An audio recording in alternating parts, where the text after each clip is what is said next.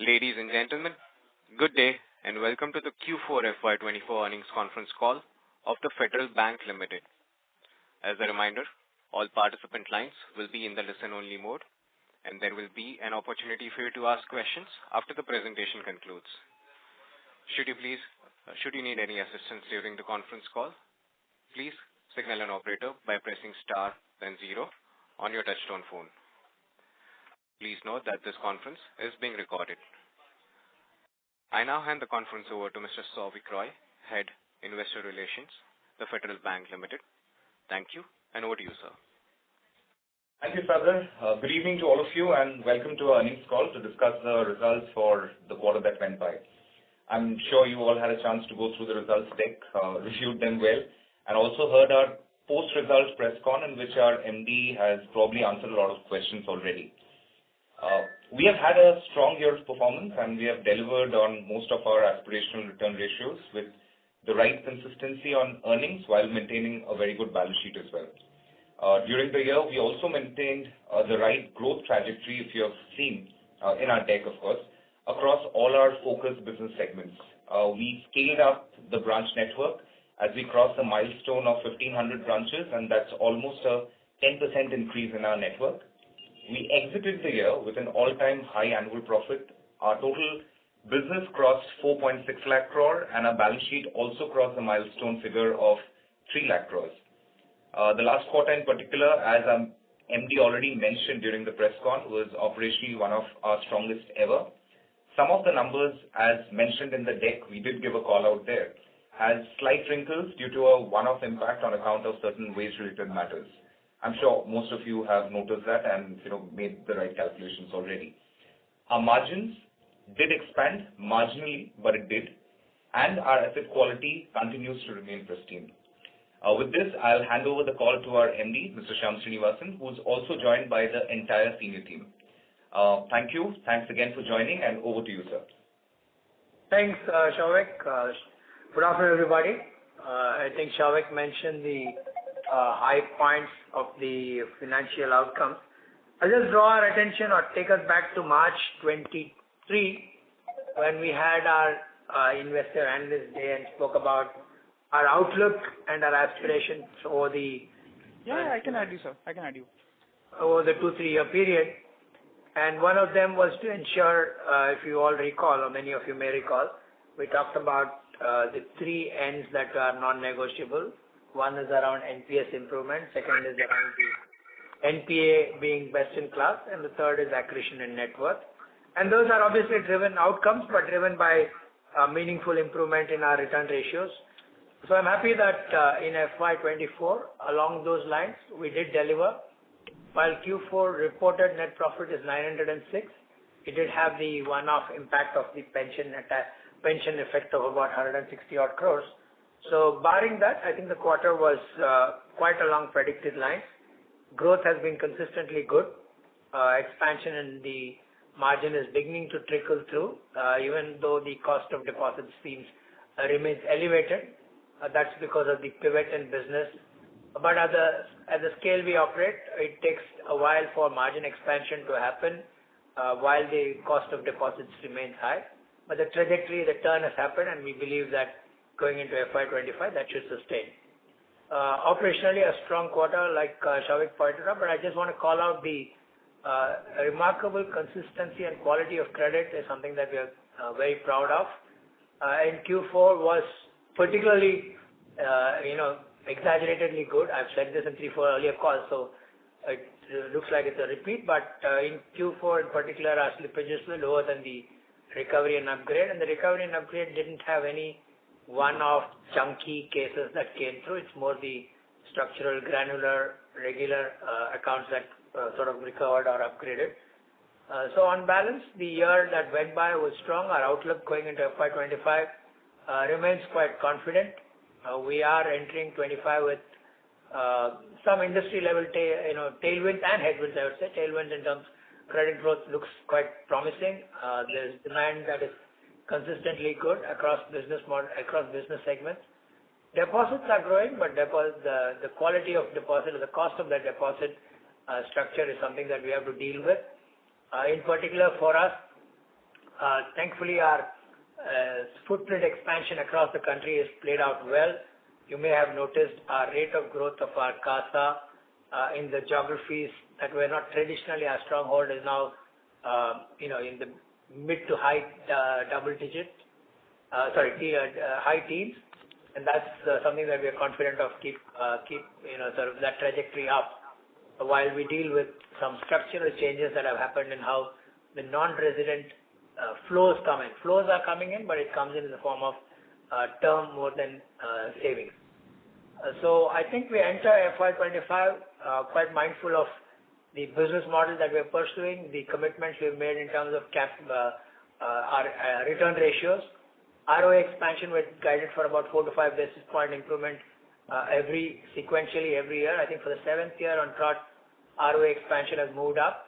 We are now correcting for the one-off. Would have been a strong quarter, but full year was 1.32 in ROA. Previous year is about 1.28. I see that expansion continuing into FY25 and beyond. So with those sort of opening words, as usual, we have the entire senior team. Would be happy to take calls, take questions, and give insights wherever you guys want to. So I'm opening this up. Operator, you can open it up for questions. Thank you. We will now begin the question and answer session. Anyone who wishes to ask a question may press star and 1 on their touchtone phone. If you wish to remove yourself from the question queue, you may press star and 2. Participants are requested to use handsets only while asking a question. Ladies and gentlemen, we will wait for a moment while the question queue assembles.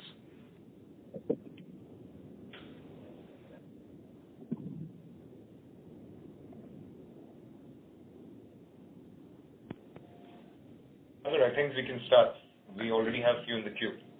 The first question is from the line of Mahrukh Adajania from Nuvama. Please go ahead. Yeah, hello, sir.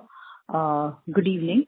So I have 3 questions. So the first question is on your recovery upgrades, which are almost at an all-time high for you. So congratulations for that. But would there be an impact of these recovery and upgrades on the NII? Because a lot of PSU banks take some amount of recovery income through the NII. So was there any recovery interest income in the NII? And then if there was, what was it last quarter or some comparison like that? That's my first question. Yeah, go ahead, complete the questions. I'm sure between Venkat and others they'll take answers. Sure. Then the second question is on fees. So if you see on an annual basis, your fee growth other than investment profit is strong, at just a little under 30%, other than investment gains. But the problem is that just like in the fourth quarter, there's been some softness. So while the card fees have been strong, parabanking has been softer, and there's a lot of movement across segments. So any longer term guidance we can get on fee income, and what drove the YOY growth and the QOQ growth in the fourth quarter to look a little softer than earlier quarters, if there's any seasonality or any reason, and what growth do we build in the next year or so? Does it be 25% up or what? And then, so the third is on OPEX. So if you exclude the employee provision from your annual OPEX, right, of 1.62 billion, you still have a growth of around 25%, a little higher than 25% year on year. So will that run rate continue, or how does it moderate from here on an annual basis? These were my questions, sir. Okay, all useful and good.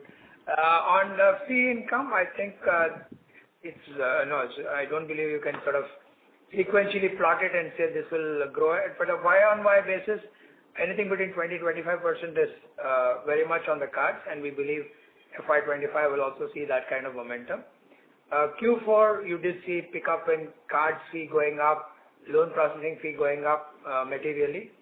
But some of the lines like parabanking was slightly lower, but that's only a sort of modest change versus the sequentially previous quarters. It is much higher. Q3 was a little higher than Q4, Otherwise, it's been on trajectory, around 50 to 55 or 60 crores.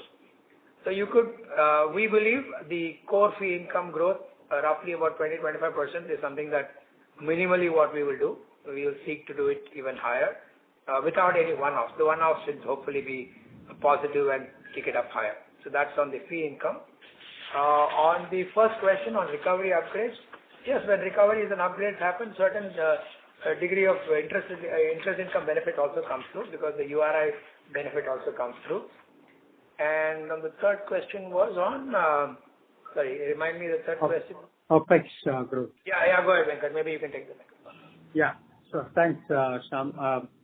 Maruf, on the OPEX growth, if you exclude the staff cost one-time impact, the growth levels will probably be around the same, considering the fact that we'll continue to invest in new branches.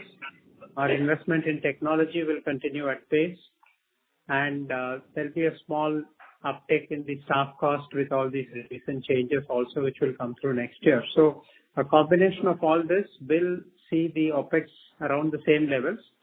But what is important to note is that the branches which we are investing, you'll notice that the payback is now getting faster. It's approximately 18 months. Of the 75 branches we opened in last year, FY23, almost 55% of them, about 40 plus branches are now profitable. So it's encouraging to see that the pace at which we are able to make the branches productive is faster. But having said that, we will continue to be investing in these areas as we believe that this will be the drivers for the strategic levers which we have outlined in terms of NII growth, CASA, and distribution. Thank you, sir. That was very helpful. Thank you. Thank you. The next question is from the line of Rikin Shah from IIFL. Please go ahead. Thank you for the opportunity. I have a few questions. So the first one is on the restriction placed on the co-branded credit cards. May I check what are the corrective actions which are underway and how soon do you expect that to resolve? So that's question number one. Question number two, an extension of the first one. If you could help us think through the financial impact of the same, right? While the proportion of that credit card book is less than 2% of the total loans, the card fee income had been growing at a very strong rate of 50% YOY, and even the digital personal loan, which we believe is the cross-sell to those customers, has been growing north of 50%.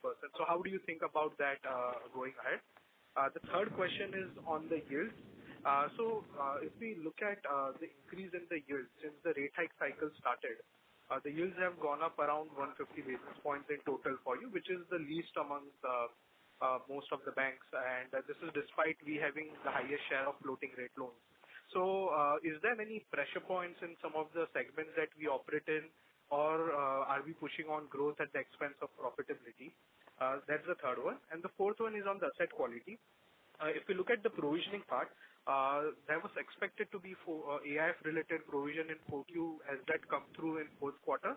And in the presentation you have mentioned there is some reversal of provision even on other purpose loans. So if you could elaborate what is that? Those are my questions. Thank you. Okay. Shalini, you want to go on co-brand? Sure, Shyam. Thanks. On the co-brand credit cards, as rightly indicated, we have paused the co-brand credit cards. We are in the process of working through the details of what RBI has requested us to look at. We worked through most of the details that need to be done. In the next few days, we will be going back to RBI and presenting our plan, indicating where the corrections have been made. If all goes well, RBI should be able to allow us to resume. I can't give you dates and timelines as to when RBI can come back because that's really dependent on RBI's review thereof. In terms of financial implications, as you indicated, its contribution from an overall asset perspective, cards is really small in its overall perspective, and there are other products that are able to kind of lift the potential slack that will come from non-availability of credit cards or the co-brand cards. In the fee income side also, as Shyam referred to when he was answering the question from Maru, we do expect that the overall fee income will continue to keep up the pace of growth we've seen so far.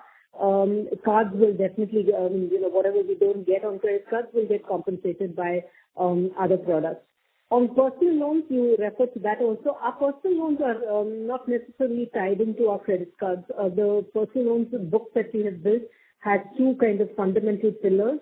One is cross-sell to our existing savings bank customers who've been with us and, who we can assess through various means from a credit perspective. That's one part of the book. The other part of the book is new to bank customers who are coming in for a personal loan, sourced through our digital lending partners. So summary of kind of A and B put together is we don't expect too much of an implication either on the balance sheet or on the fee income. We will be going back to RBI, and if all goes well, I'm sure they will bless our resumption very shortly. Couple of clarifications, please. When you say that the corrective actions are underway, would the partnership with OneCard continue, or this is something wherein you can do processes and fix it? So for us, all our partners are critical, and we've as much as the partners invested in it, we have also invested in it. We will be going back to RBI with corrective actions on the partnership. So we do expect that with the corrections we have taken, RBI should be able to. It's really a discussion that we will have with RBI when we are ready. Just to add, I think the question was, will partnerships continue? I don't believe either the regulator asked us to stop partnerships or we are looking at that direction. Certainly when we started out our fintech partners and where we are now, a lot of evolution has happened. We have learned, they have learned, regulations have changed. Now we are continuously readjusting to it.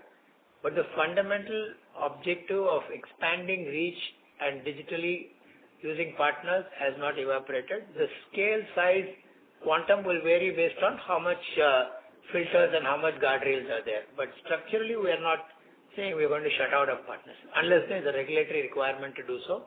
Hopefully, that won't happen. Right. So OneCard should be able to share the customer, transfer the customer data back to Federal Bank and give away that data access. Yeah, unfortunately, what gets reported, written about is all conjecture. It's never the full fact, right? It's not like we were lax about letting somebody else take our data and so on and so forth. But there was some additional firewalling that had to be done, additional controls that have to be put in place, and those are effectively happening. Got it, sir. And Shalini, if you could just give a number as to what kind of cross-selling do we do to the credit card customers for personal loans? That number would be helpful as well. So like I said, both our credit card proposition and our personal loan proposition are currently cross-sold to our savings bank customers. We honestly don't do much of a cross-sell between the two. I don't have the number readily available, but it's not a very large number. Our cross-sell is primarily to our savings bank customers. Got it. Okay. Thanks for first two questions. The remaining two. We've gone longer, so you have to remind us the question 3 and 4 of yours. Question number 3 was on yields, I think, Shyam. Correct. The increase in yields of, between the repo price hike and, right? That was the question number 3 on yields. Yes. Yeah, I think I'll take that. On yields, the expansion, like you pointed out, is more modest than it has been for some other banks, which it may be. I think we have to understand that our structure of how we do business is we don't trade risk for growth. I've said this for 14 years and I'll say it for the remaining 5 months. We are very clear that we will do business from segments that we can manage well, and our credit costs have held admirably because of that. So to that extent, ability to go and command extremely high, sort of readjusting to prices is not that easy. Within that framework, our expansion has been quite considerable, keeping the risk profile in mind.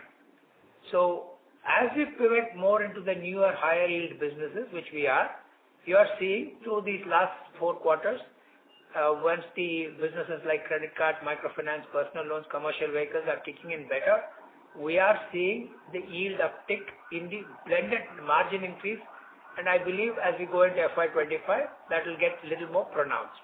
So we have to deal with a rising cost of deposit situation, which thankfully I think is moderating at this point in time. As we do that, our business pivoting into the higher yield businesses, combined with our repricing wherever possible without compromising on risk, will see pickup. But yes, I agree, the yield pickup that you may have wanted us to see may not be fully playing through. But our overall ROA and ROE commitments are factoring in for all of that. That's why the blended rate of growth we are committing for, and we think we are honoring that, delivering it, and hopefully deliver even higher in the quarters ahead. Got it, sir. And then the last question on provisioning, AIF and reversal in other purpose. There was no AIF provisioning in Q3 nor in Q4. Okay. And the reversal for other purpose that we saw in the Yeah, the other provisioning of 67 crore reversal that you saw was we had taken an extra provision in Q3, which now has been reversed out, and that has hit our income line because there were some excess fee charges that had to be reversed that were not crystallized. So we took the hit in Q3 on provision line, so the profit was correct, and that has since been corrected in Q4. So you'll see a reversal interest in provision line, but corresponding hit on the fee income also. Got it, sir. Thank you for patiently answering all the questions. Thank you. Our next question is from the line of Nitin Agarwal from Motilal Oswal. Please go ahead. Yeah, hi. Am I audible? Yes. Thanks for the opportunity and congrats on a good result, sir. So a couple of questions. First is like on the recoveries taking it forward, like what has really driven this strong recoveries and upgrades this quarter? Is there any one-off in this number? Nitin, I said it up front. There were no one-off, no chunky gains. Raj, if you're on the call, you can come back, but none of them, Nitin. Okay. Yeah, thank you. Good. So there are no chunky calls. This has been completely granular and all the regular recoveries and upgrades. Okay. And second, sir, is on the succession planning. Like, if you can talk about where are we on that, and by when do we plan to submit the names to the RBI? Any progress, if you can comment around that? Thanks, Nitin. Yeah, the board is set up the search panel. The search panel has been doing a great job. They have gathered a good slate of candidates from outside, inside. They are processing through it. I do believe in the next week, fortnight, 2 weeks, 3 weeks, they will be able in a position to share with RBI. And once it goes into RBI, the process works and they do the due diligence. So it will take its own between 3 and 4 months for clarity around who the candidate is. But at this point in time, it's going well. We are quite encouraged by all the developments. Okay. And so the other question is on the branches. We have been opening branches at a healthy rate, and this quarter, we have opened at a very accelerated pace. So how are we looking at in FY25 the pace of branch expansion, and related to it, how do you see the cost income ratios moving from here? About 4 years back, just coming out of COVID, we had said, 3 years back, we'd like our expansion to be between 5 and 7% increase in network every year. This year was closer to 10 because we saw some opportunities and we were willing to put in that extra energy to get that going. So we think FY25, we will do certainly between 5 and 7%. If P&L can accommodate, we will do a little more. But the consequence of that, like Venkat said, that break-even is turning to be faster. And if that stays, because those are businesses that are microfinance, gold loans and deposits, then maybe the business case for expanding it will be higher. But I would think in FY25, about 100 branches minimally. More than that depends on what kind of P&L space we have. Sure. And so lastly, one observation on the business concentration. If I look, the deposit concentration has been inching up like over last 2-3 years, and it has like almost say doubled in last 2 years. So generally, as the banks gain size, this is either in control or it improves. So why is it so, and how do you really see that internally? Sorry, I didn't get the question, to be honest. Sorry, this is in respect to the deposit and the advances concentration, one of the slides in the presentation. Where the top 20 depositors concentration has been like on a rise. And if you see like the trend over the last 2 years, this number is going up significantly. So how do you read that? While there is no harm as such, this number is still pretty much in control, but how do you read this trend internally and any level that you will want to watch out over here? Nothing to comment on, Nitin. There's nothing, at least in our dashboard, nothing shows anything that is alarming or change in direction. If we are going at term deposits, which is the trend of the market, then there will be some kind of concentration, but largely customers who are consistent. But apart from that, honestly, there's nothing to add as a insight here. We still would like to be granular, but retail in nature. Sure, sir. Thank you so much and wish you all the best. Thank you, Nitin. Thank you. The next question is from the line of Param Subramanian from Nomura. Please go ahead. Hi, good evening, and thanks for taking my question. First question is on provisioning. So we've this year the standard asset provisioning line has seen 200 crore of write-backs, and I'm assuming it's coming from the restructured asset provisioning reversal. So just try to get a sense on what is the PCR we have on the restructured assets, and we're seeing 200 crore of reduction in this restructured portfolio every quarter. Is that something that will continue going over the coming year? That's my first question. Yeah. Outlook for FY25 looks consistent to 24. So, and Shyam, what is the provision cover we have on the restructured portfolio? And has it changed through the year? Raj or Venkat? Yeah, we are maintaining the regulatory minimum provision, Param. So we are well above that for the restructured part. So it's close to 10%, is it? Because I remember it used to be 20%. 15 plus. Okay.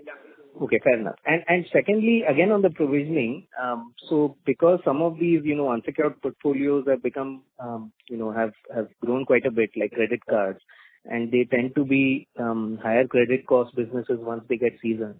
Do we see any upward delta on credit cost as such going into FY25, or would you like to put some outlook on credit costs going into FY25?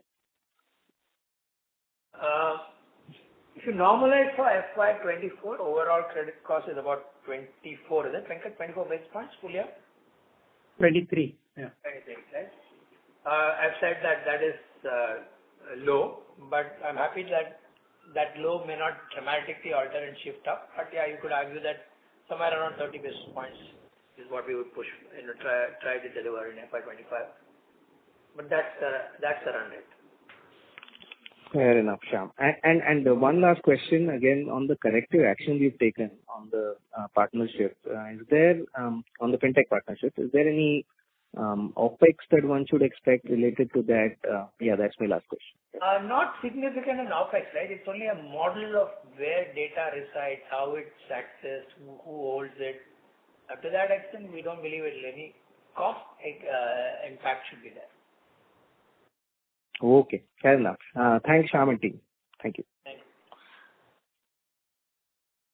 Thank you. The next question is from the line of Kunal Shah from Citigroup. Please go ahead. Yeah. Hi. So firstly, just with respect to fee income on the general banking charges, so is it like we need to add this 60-67 crores of reversal to it, or there was no impact in this quarter and that fee income was also in Q3 itself? No, the reversal is from the fee income in Q4. General banking also there is a similar gap on a quarter-on-quarter basis of 60 odd crores. So is that the impact? Yes. Okay. So last time we just made the provisioning of 62, maybe the other provisions were almost like 62 odd crores in Q3. So last quarter we merely made the provisions out there. And was it booked in some other line item, maybe in OPEX or so? And this quarter we are doing it in, say, more of a fee income and reversing the provision. How is that happening? Yeah. Last quarter provision was made. This quarter the provision has been released and the fee income has been hit by that amount. Okay. So 60 to 62. So ideally, when we look at it in terms of the fee income, it should have been near 680, 690 odd crores. Yes. You see general service charges for 3 preceding quarters were in the region of about 100. Yeah, that's what. So that 60 crores need to get added out there. Okay. And secondly, in terms of the overall OpEx, so last quarter also there was some provisioning towards the wage revision. This time it is towards the retirement benefit. So we need to adjust almost like say 200 odd crores in the employee cost, just to make sure that the entire wage provisioning impact gets over in, and that should be the normalized level of employee cost for full year FY24, just deducting 200 odd crores. Yeah, that's correct. Yeah, it's approximately around 200. The 162 plus there were some arrears and all which we had, and there were a lot of other new things which had come in with the wage agreement. So we factored all of that. Yeah, so if we have to look at it, ideally the normalized OpEx for FY24 in terms of be it either cost to assets and where should we see it settling, if you can just guide in terms of how it should move in FY25. FY25, excluding this one-off impact, we should look at similar levels. I would add probably another 5% more to the OpEx cost. Okay. So 5% to the overall OpEx cost. Overall OpEx, yeah. Okay. Got it. And there were no one-offs during the year on the overhead side. In the overheads, there was no major one-offs. Because the spends, like I said earlier, the spend on branches, technology, all of them have been happening, which will continue as well. Yeah, so more business related without any one-offs. Yeah. Okay. Yeah. Thanks and all the best. Yeah. Thank you. The next question is from the line of Mona Khetan from Dolat Capital. Please go ahead. Yeah, sir, good evening. So firstly, you mentioned about this ROA expansion continuation, that's 4 to 5 bits in FY25 as well.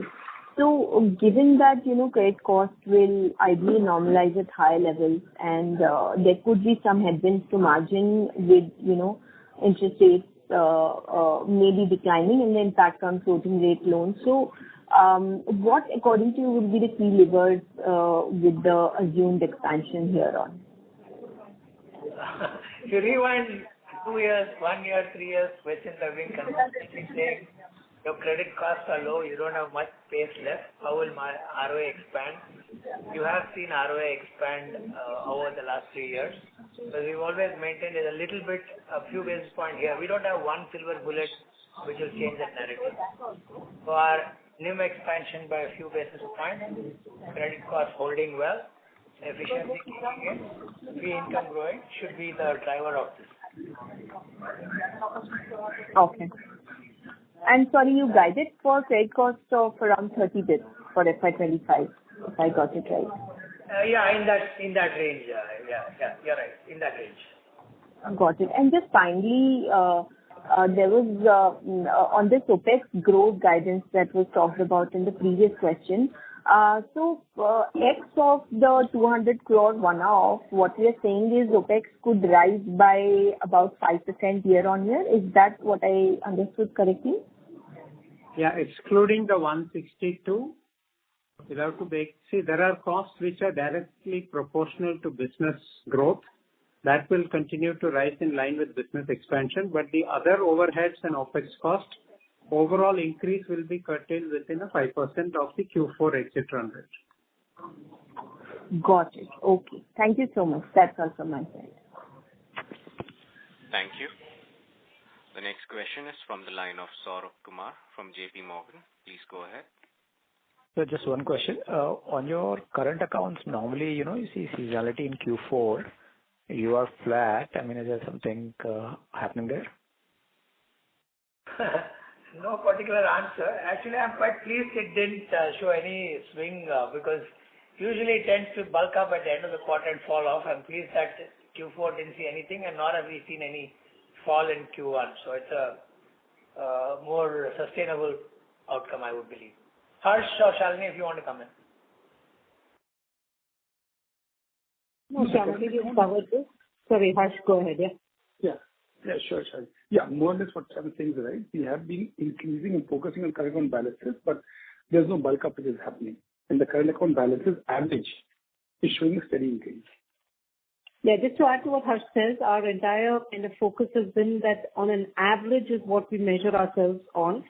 So we don't, we don't see too many month-end or quarter-end or year-end kind of spikes, Okay. Got it. Thank you. Thank you. The next question is from the line of Pritesh Boom from DAM Capital. Please go ahead. Hi, sir. Good evening. Two questions from my side. One is on the retail gold loans. This quarter also we've not seen any material growth despite gold prices being up, our LTV being stable. Any strategy on that? Because this is one important piece for our high-yielding growth strategy. Is that true? Harsh, sequentially we No, it's not. 27% is what is grown. Yeah. Sequentially it grew 6%. I think this question is on retail gold, which is separately shown in the investor deck. Retail loan growth. Okay, retail gold. Okay. If I recollect, it was 4540 to 4572 or something like that. Yeah. So it was flattish, like a 1% odd quarter on quarter, despite gold prices being so high in the last quarter. So anything on that? So nothing specific over here. Harsh here. Nothing specific over here. We have been tracking the entire overall portfolio. We've been monitoring the LTV. We do not encourage top-ups just because the gold prices goes up, because it tends to hurt us when the reversal happens. So that's there. So from that point of view, we have been monitoring it. Our organic growth was robust. The one which you're seeing in retail has a mix of both, which the organic growth has shown robust growth over there on the retail gold side. But your question on can retail growth happen, I think there is certainly an opportunity, but there is a pricing game there. People are tending to price it and take share there. So it is not as easy as it appears, but certainly yes, there's an opportunity. What I see is that the ticket sizes is falling quite sharply, and it's from about 40,000 rupees to about below 30 now. So just wanted to check what are we thinking on that side? Yeah, since we are all giving you an answer which is kind of not very researched, it's best we'll come back to you. Got it. Second, sir, you mentioned about the partnership correction in terms of co-branded. Are we taking a corrective action, if any, in the other partnerships as well, lending or otherwise, apart from the co-branded cards? Let me help you with this. We have on the lending side, on the credit card side, two material co-brand partners. One is One Card and the other is KPR. The others are more the deposit side into which we cross-sell. On both these things, the corrective actions are happening. On the personal loan side, they are really not impacted by this process. So that said, all our fintech or partnership, any partner, we are subjecting it to the same level of scrutiny to ensure that gaps, if any, are addressed. Got it. And the last question was basically our retail share of deposits slightly dropping from few quarters, and bulk has been now at about, I think, 20%. So any cap there we want to put in terms of how much we can go to in terms of bulk deposits and retail deposits? I think I mentioned it earlier when one of your colleagues asked us. Yes, we are probably at the top end of it. Around this number is where we will be. Sir, given that this is more likely a top and the retail term deposits are quite high in terms of rates, where do you see our cost of funds? This quarter also we've seen 20 basis points up. So how do we see that going in FY25? Venkat, do you want to come in? Yes, sure. Yeah. So in terms of cost of funds, while we are seeing how the market is and the demand for deposits continues to be quite tough, while they will see the pressure on deposit pricing and there will be some impact of that translating. What we are trying to mitigate that is with the yield side, as mentioned earlier by Shyam and others, working through the mix and making sure that we are able to maintain the NIMs either at the current level or improve it. So we will see the cost of funds moving up marginally going ahead, at least for the next couple of quarters. Got it, sir. Thank you and all the best. Thank you. The next question is from the line of Rakesh Kumar from B&K Securities. Please go ahead. Yeah, hi. Thanks a lot, sir.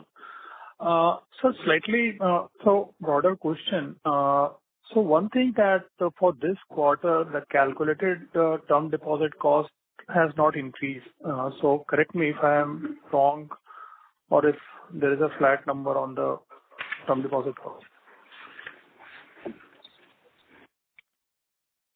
So this quarter, TD cost has gone up. I don't know how you arrived at a calculated number being flat. Last quarter, it was 7.06 cost of term deposits. That has gone up to around 7.25. Okay. So we have calculated based on the quarterly average balances. But thanks, sir. The second thing, sir, if I that see... is how, that's what translates to the cost of funds, right? Because savings is pretty much flat. True. So what I was looking at is that, for the last 3 years, whatever increase in credit yield has happened, that has largely happened with, the increase in credit risk weight that, credit risk weight density that has increased. Now, with this, we have around 25-27% of the loans which are on the fixed rate basis. And with the 170 bips, 175 bips increase in the cost of deposit, we have transmitted around 155 bips, in the credit yield. So is there any scope to further enhance the margin at this level without increasing the credit risk weight? It has to be account portfolio by portfolio managed. Besides that, we are looking at opportunities to find how we can hedge some of our portfolios to ensure that we are in a falling rate environment reasonably well protected.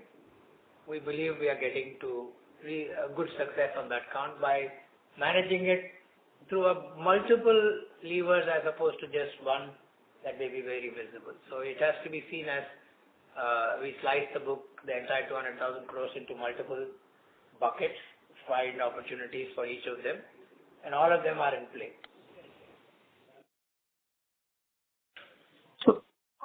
So net margin, how do you see that, giving these numbers like for the last 3 years, or maybe after May 22 when the, interest rate cycle rise has started. So if we see since then, now, how do we see the, the margin panning out? I thought I mentioned at the earlier part of the call, we think that 320 should inch up to about 2 to 3 basis points this financial year.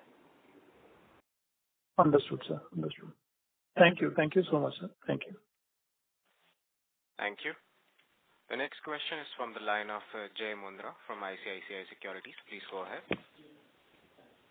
Yeah, hi, good evening, sir, and thanks for the opportunity. I have 2 questions. First, I think it was asked a little bit earlier on yield. So apart from the loan mix change, and maybe the the usual MCLR pricing, is there anything else which could help on the yield side? Maybe if there are few loans which are hybrid or maybe which may convert from fixed to floating, is there such meaningful quantum of such loans? Venkat, you want to go? Venkat or Harsh? I thought I answered the earlier part. That's why I'm saying one of you, maybe I missed saying something. I think pretty much summarizes what we plan to do, Jay, and there isn't any other silver bullet which we have. It's all about looking at portfolio mix change, pushing through, or cutting the tail on low yielding. So a combination of all this only will help us ensure that we maintain the mix. I'll just add a few points here. What we are looking at, what we are articulating is increasing the focus on the high businesses, which we have spoken about. But even within each business vertical, the focus is shifting more towards one which will give us a higher yield. For example, in wholesale banking, you clearly see a shift from the share of commercial banking increasing vis-a-vis corporate banking. Similarly, in commercial vehicle, you'll see a shift, more increase in share towards used commercial vehicles. That in corporate banking, we're looking at increasing the share of supply chain businesses. In corporate banking, again, we're looking at weeding out those very finely priced assets where there's no reciprocity. So this is a combination of these things which will help us in terms of pushing up the yield in general, apart from focusing on the high yield businesses. So just to add to that, again, as Harsh and Venkat has alluded on the retail side also, if you look at kind of home loans and slice it into parts like just regular home loans and loans against properties, we've expanded our presence in the loan against property market, where the margins tend to be a little better. Within the auto loan segment, we're gradually increasing our entry into the used car segment. Within business banking, for example, we're granularizing our portfolio because of the lower end, you can get slightly better pricing. So there's no silver bullet for it, as I think we've all, many actions taken, and you'll see the kind of, the improvements on the yield coming out of all these multitude of actions. Right. And if you can highlight the loan mix by benchmark, I mean by MCLR, EBLR, fixed rate, you have that handy. It's mentioned, it's 51% is EBLR, 57 is fixed. 52. Yeah. 51 point something, and 27 is fixed. And 11% is MCLR. The rest of them is forex linked, staff loans, and base rates. Yeah. Shyam, my second question is on the deposits, right? So if I see the NR deposit has grown only by 8%, whereas the overall domestic deposit has gone up slightly higher, and the overall deposit growth is 18%. I remember that, that there was not too much difference on the NR TD and domestic TD few quarters back. Wanted to check, is there any significant difference between, blended NR TD and domestic TD, and what is the reason that NR deposit is growing at a little bit slower pace or much slower pace? Yeah, deposit rates are the same across whether it's domestic or NR. I think we've been mentioning for a few calls now.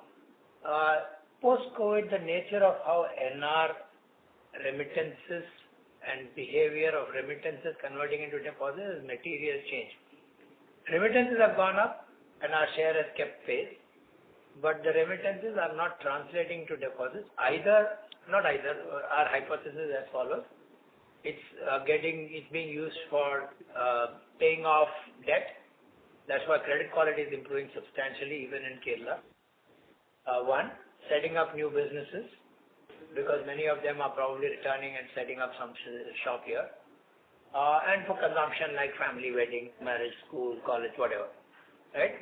And the last is the non-Middle East Kerala remittances probably have not moved much, and it's probably getting into FCNR, and we are not a big FCNR player because rates don't necessarily work in favor.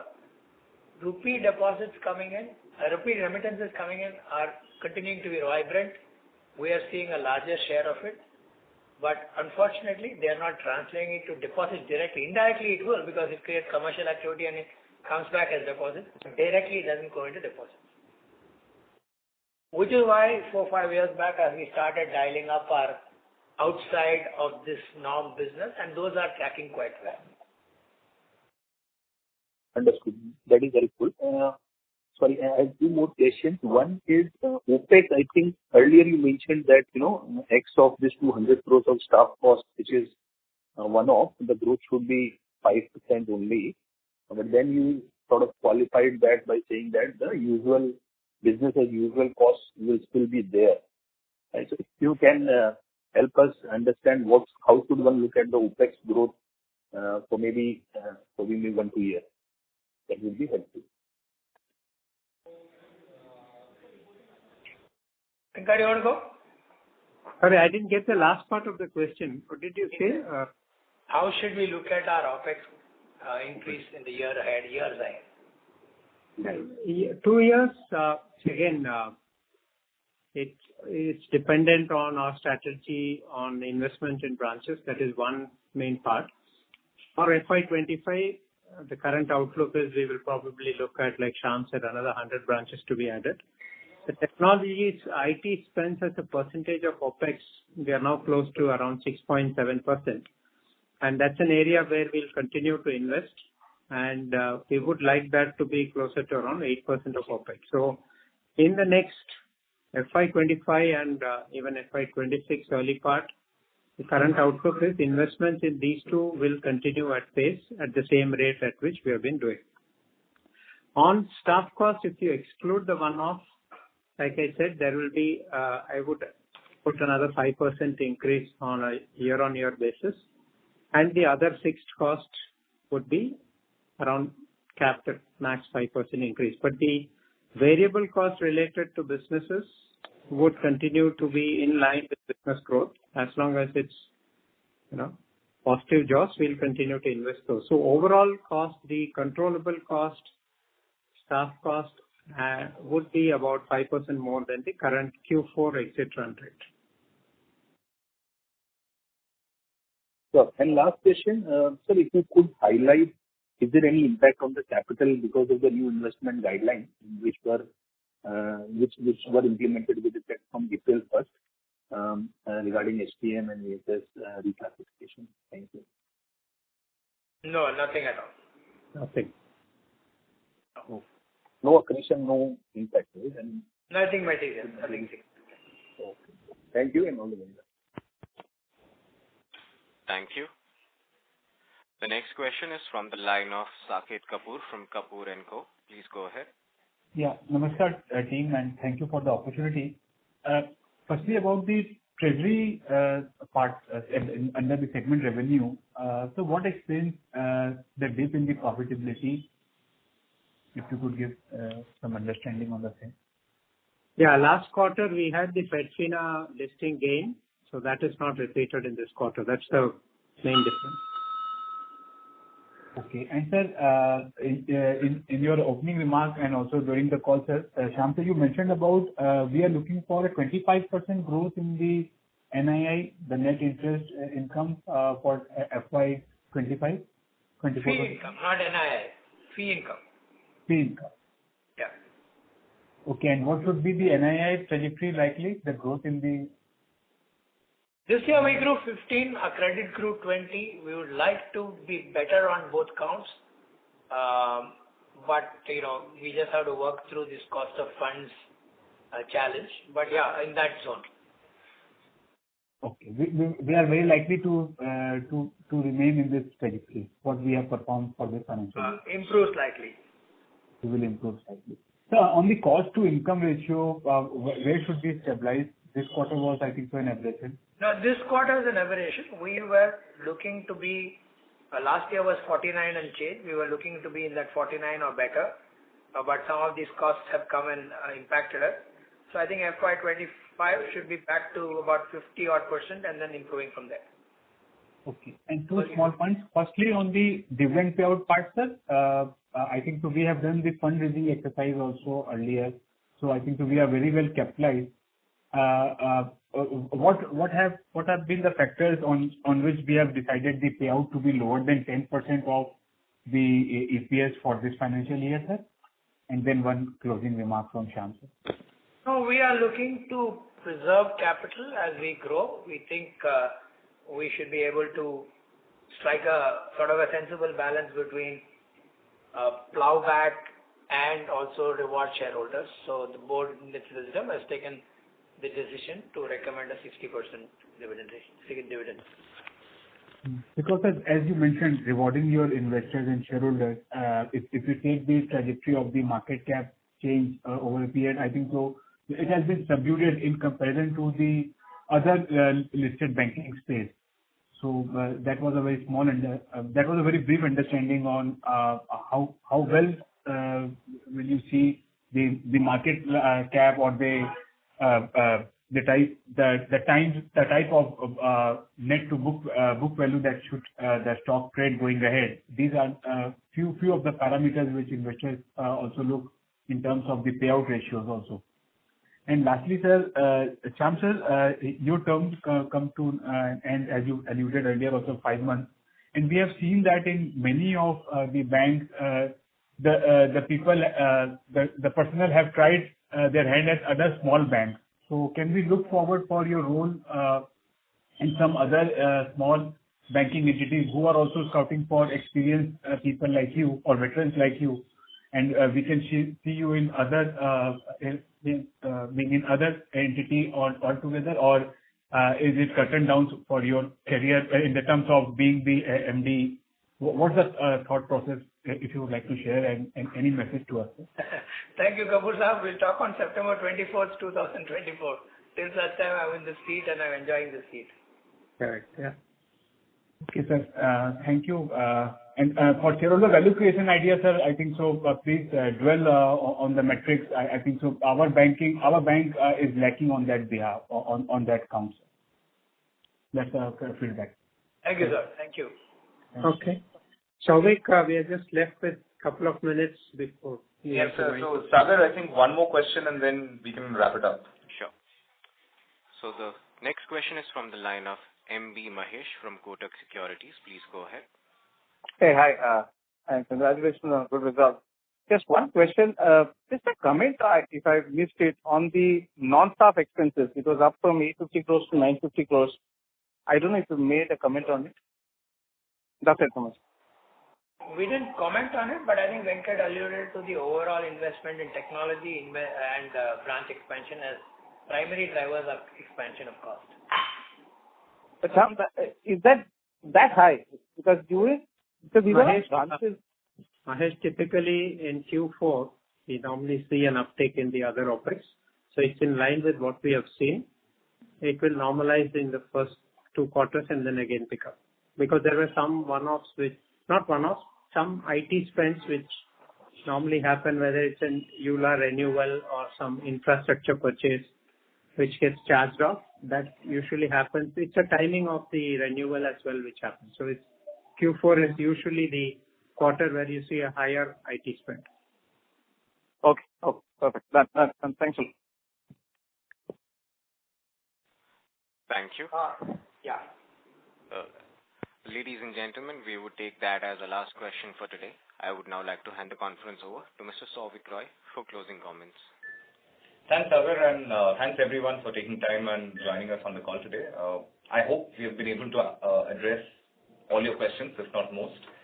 And if any questions remain unanswered, please feel free to reach out to our IR team. We'd be more than happy to take those questions on a one-on-one basis and offer further clarification. Going ahead, we'll definitely continue to drive risk-calibrated, profitable growth, and our focus would definitely remain on market share growth as well. Souvik, 1 second. Good evening, everybody. Thank you. I just wanted to point out that our stalwart in the bank, Ashutosh Khajuria, after almost 13 years in various capacities, is retiring as of business close this evening. He'll be associated with the bank in some advisory role, but his formal terms end as of today. So join me in congratulating and thanking Ashutosh for an exemplar support and performance in the bank.